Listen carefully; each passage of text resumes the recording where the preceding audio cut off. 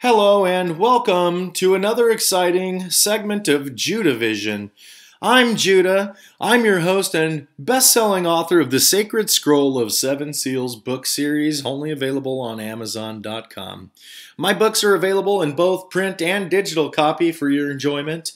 And if I might make a suggestion, if you plan on buying one of my books now, or in the future, I would go with the digital copy because I spent a lot of extra time inserting links to imagery and video in the digital copy so that you could better understand the powerful symbols that we will be decoding along our way. I'd like to begin today's segment by thanking you, the subscribers to The Truth, to Judah Vision. I have a great show planned for you today in episode 2 of our Vegas Exposed series titled Skull and Bones and Mandalay Bay. You're not going to want to miss it. Today's objectives will be twofold. First, I'll explain an exciting, fascinating, little-known phenomenon known as predictive programming, so we can better understand the clues hidden in art, architecture, print, song, street names, pop culture in general as they pertain to Mandalay Bay and the Vegas shooting there in particular.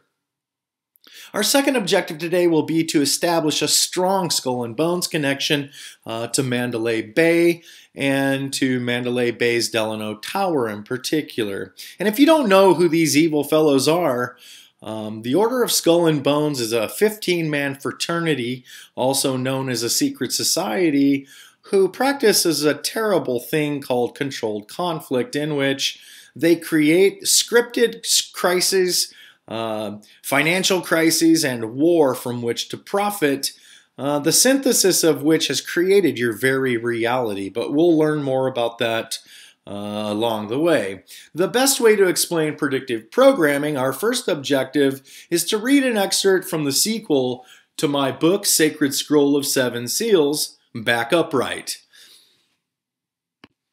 So now I read you chapter 33 of the book, titled Predictive Programming. Michelangelo's Cumaean Sibyl, prophetess, is painted on the ceiling of an institution whose very name, a Vatican, means tellers of the future. Fortune-telling becomes quite easy when you create the future. In other words, you script and create conflicts, wars, and financial cycles with predictable outcomes, the clues of which are placed in pop culture years in advance in order to counterfeit one of Yahweh's greatest tools for communicating with man, fulfilled prophecy, also known as the signs and wonders spoken of in the Bible. Today, this apparent phenomenon is called predictive programming. Predictive programming to the untrained eye appears as phenomenal, since current events seem to be displayed in artwork and other pop culture in advance. Up to this point in our adventure, we've witnessed evidence of predictive programming, preceding events ranging from coins featuring Alexander the Great as Apollo the Destroyer being the demon mentioned in Revelation 9:11, prior to Alexander's rampage, to mythology's predictions of the temples of Apollo, which followed horrible events such as 9/11. In this chapter, we will explore this phenomenon a bit further.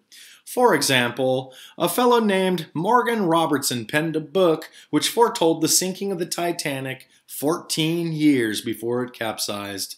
In his work, Futility, or the Wreck of the Titan, Robertson's version of the Titanic rammed an iceberg in April at around midnight. This was nearly the same time and month as the Titanic was sank, which also did so off the coast of Newfoundland. Nearly the same specs as the Titanic, the Titan was 800 feet long, had 3 propellers, 2 masts, a 3,000 passenger capacity, and it was British owned.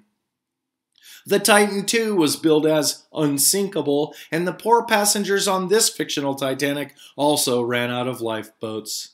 And as discussed, a Titan, the name of both of these unsinkable vessels, is a Greek giant who is half man, half god. Some etymologies even connect the word Titan with the evolution of the name Satan. In this calamity, on screen and in circulated accounts, a creepy orchestra continued playing from their set list until the Titanic disappeared into the sea.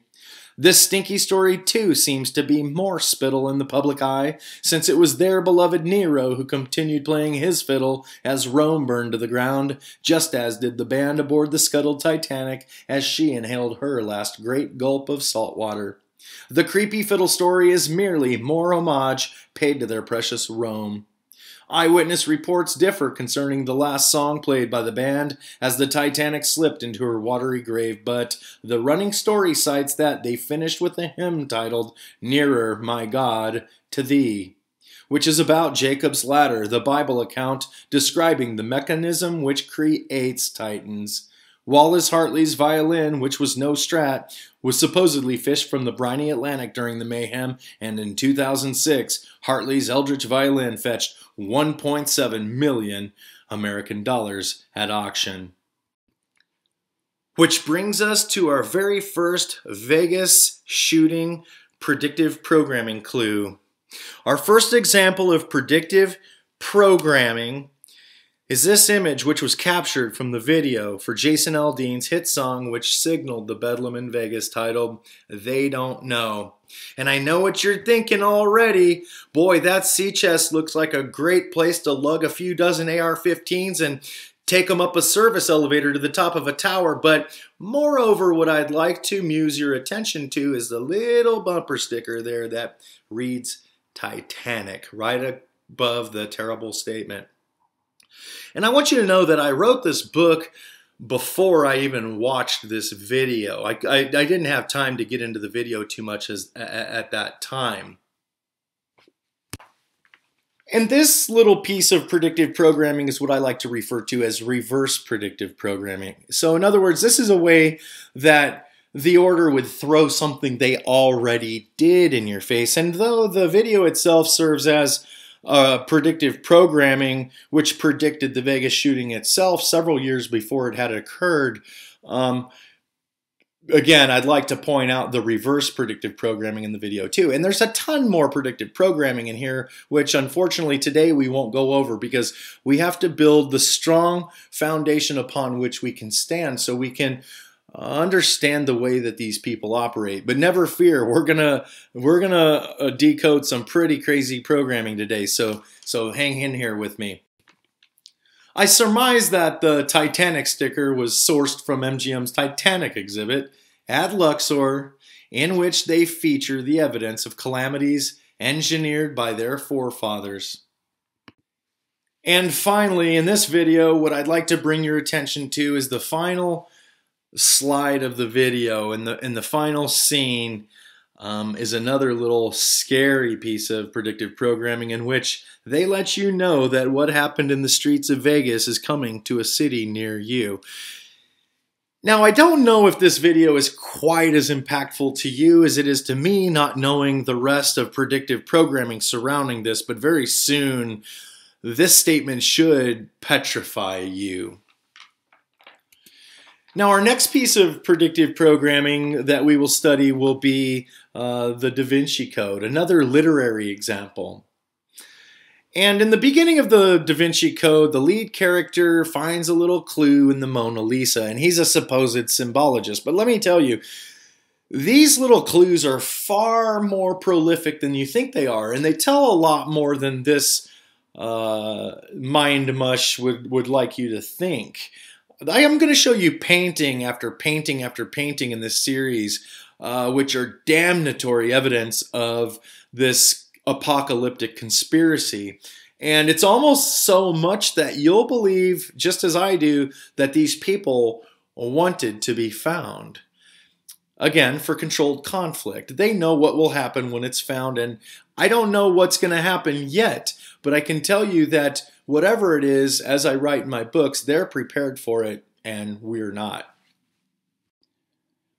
But what I want to leave you with here with the Da Vinci Code is the fact that, as you will see in this series, the true adventures in predictive programming are far more compelling than this garbage invented in the mind of Dan Brown.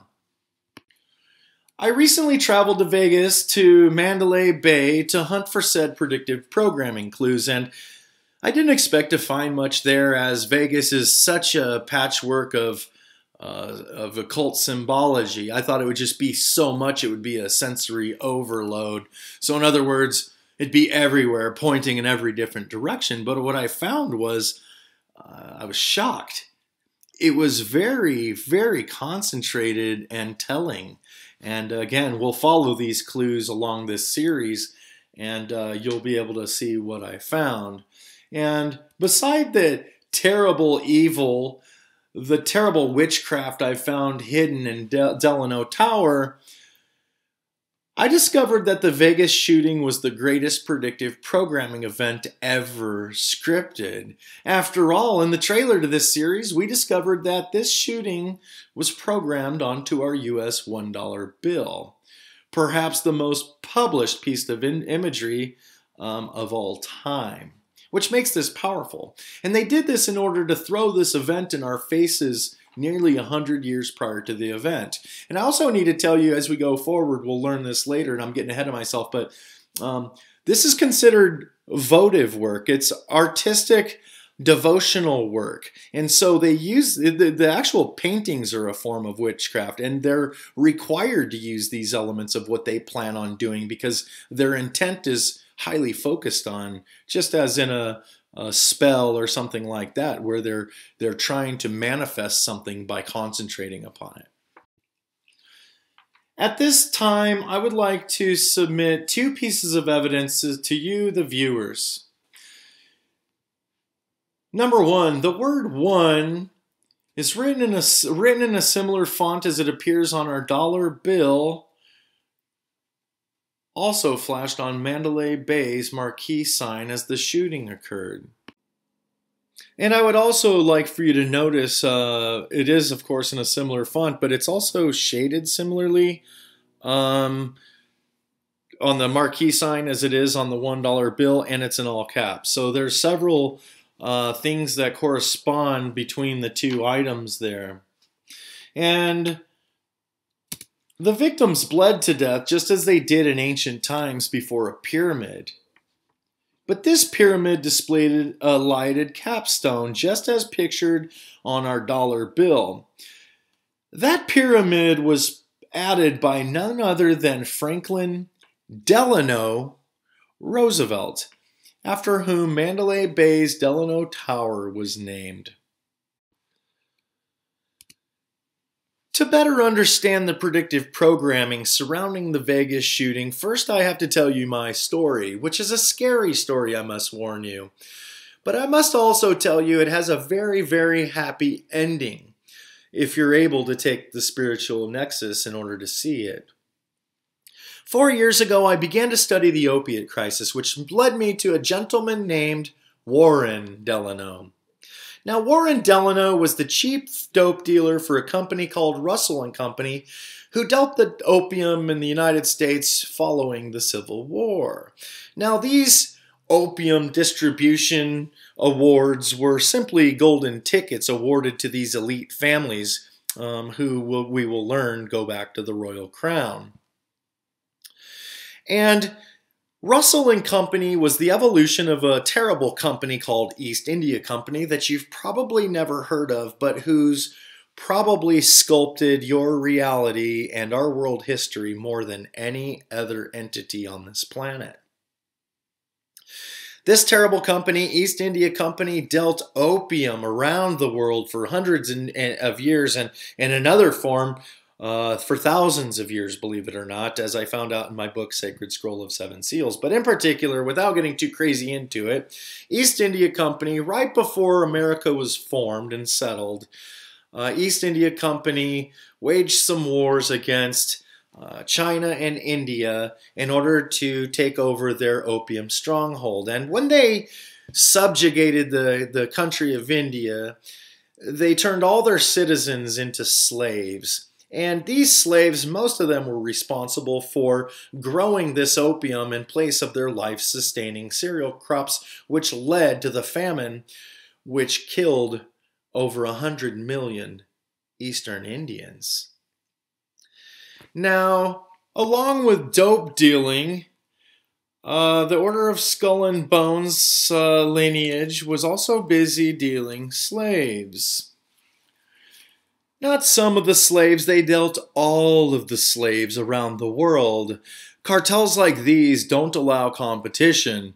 Fierce battles break out, and whoever winds up standing last takes over the territory.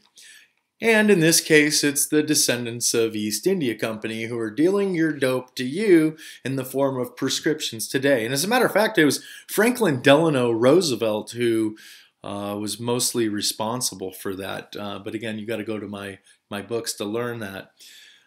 So this company dealt all the dope and all the slaves in the world, going back hundreds, if not thousands of years. And when I connected them back to the East India Company bloodline of members of Skull and Bones, I began to write nonstop. I was fascinated. I'd wrote for months, sometimes 18, 19, 20 hours a day. Now, my family began to think I was crazy, and at times I'd be lying if I told you I didn't question my own sanity. But a beautiful model of man's true history began to emerge from the seamed chaos. So I'm studying the Russell family and their connection to Skull and Bones, and I come across a limited little publication titled Historical Memoirs of the House of Russell from the Times of the Norman Conquest. And it was written by Jeremiah Holmes Whiffen, who was no conspiracy buff. He was the poet and librarian for John VI, Duke of Bedford, as you can see in the image. Now, John VI, Duke of Bedford was the highest in the royal bloodline aside from the monarch. And he commissioned Jeremiah Holmes Whiffen to take for the waterways and then to wagons and pack animals to travel all the fiefs and castles and towers along the way in which the scrolls could be found holding the answers to this Viking bloodline's conquest of the world. And a very intrigued Jeremiah Holmes Whiffen wrote about his zest for reading these stories about a tribe of Knights Templar turned Vikings. These were the forerunners to the royal family. This little book tells of William the Conqueror's conquests of Ireland, Scotland, Britain, and France. And it even tells real tales of real Knights Templar who visited the Holy Land 100 years prior to Hugh de Payens' formal organization of those 9 knights. And the only reason that 9 knights would have traveled to the Holy Land 100 years before the Crusades would have been to form the very cabals along the Silk Road and along this trail to Jerusalem, which would harass, steal, rape, pillage, and kill these pilgrims on their way.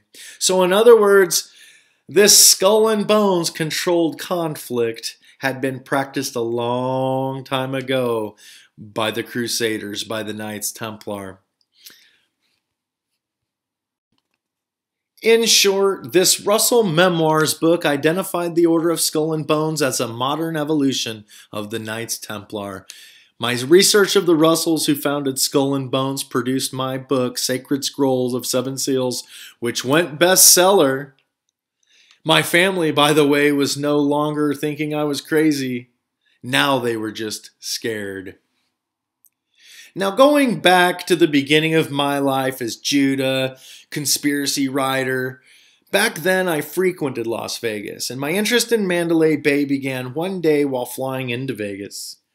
I had just discovered this little Russell Memoirs book, and an apocalyptic theme began to form which mirrored biblical prophecy to the letter. And just a small example of that would be William the Conqueror, who rode a white horse. In the book of Revelation, John talks about a gentleman who would ride a white horse, and that horse would be conquest. Well, again, William the Conqueror's very epithet was the conqueror or conquest. And as we approached Vegas in our jet, I spotted the name Delano at the top of a tower on MGM's property, Mandalay Bay.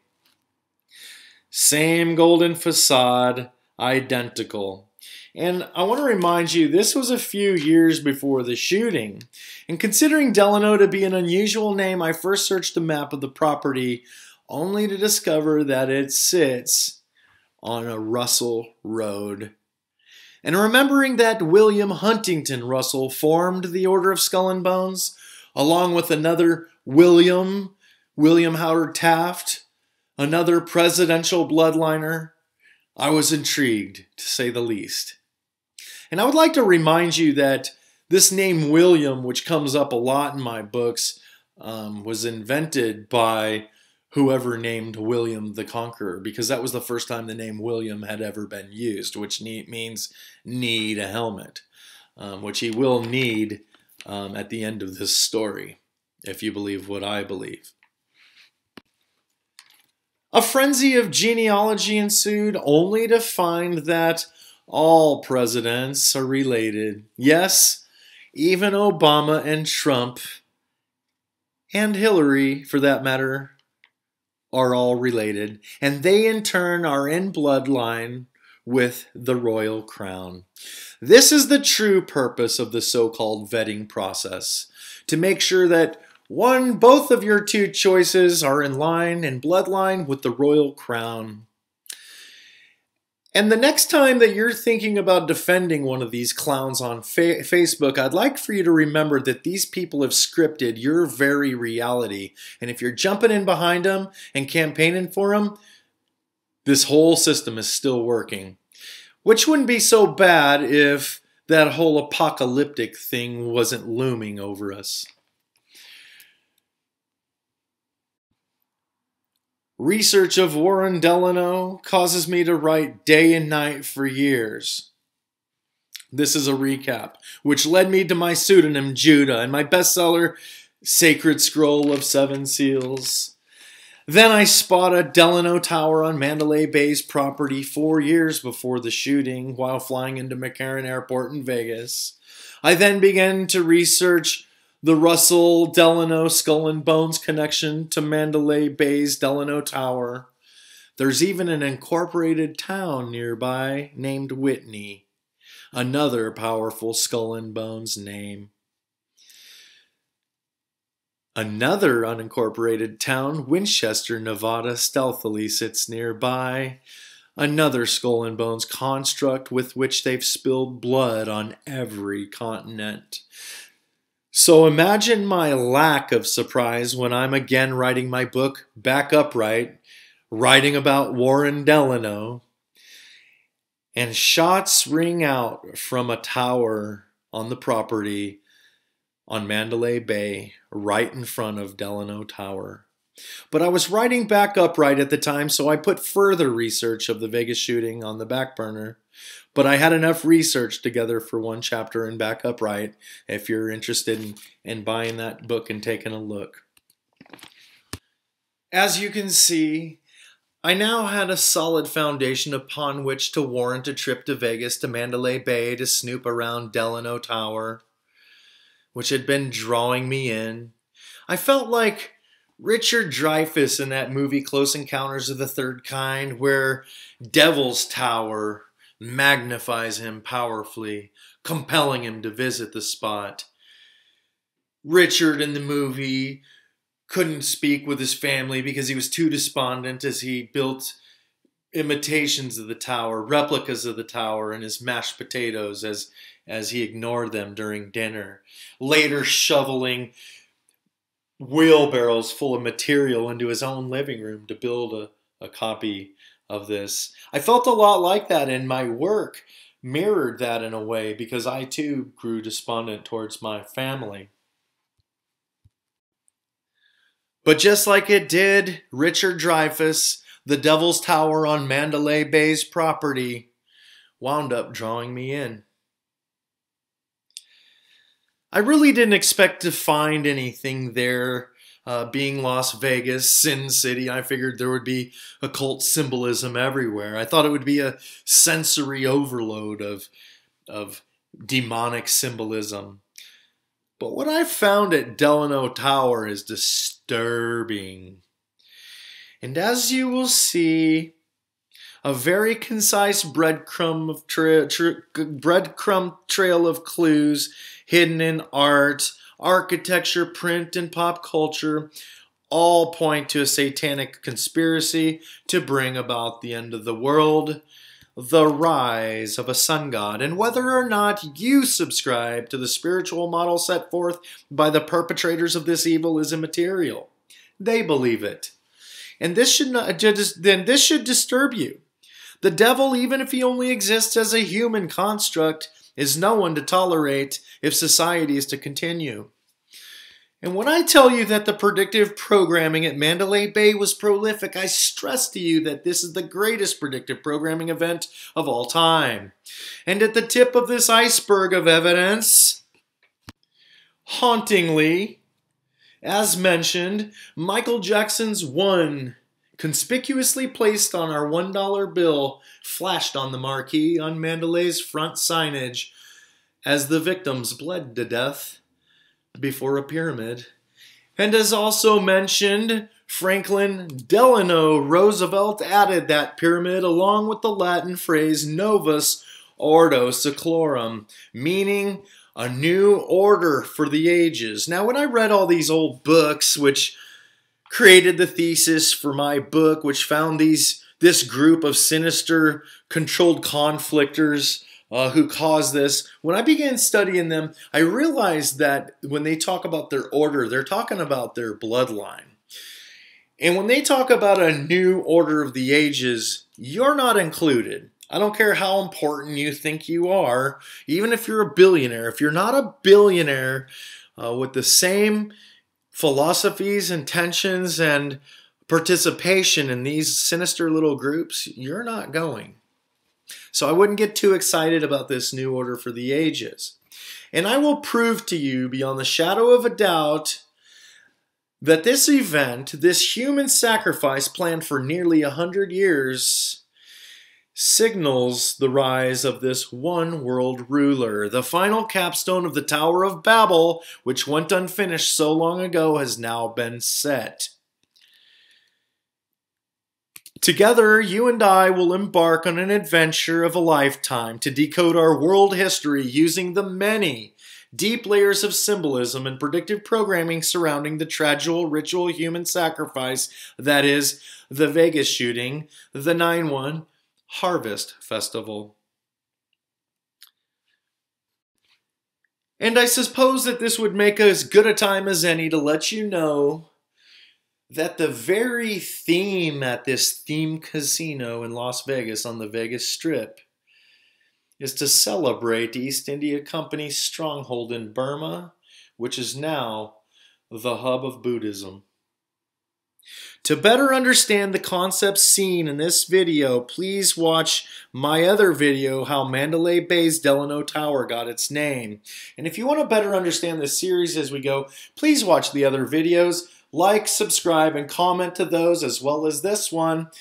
And please stay tuned because we will only decode Vegas on Judavision, your bridge to the truth.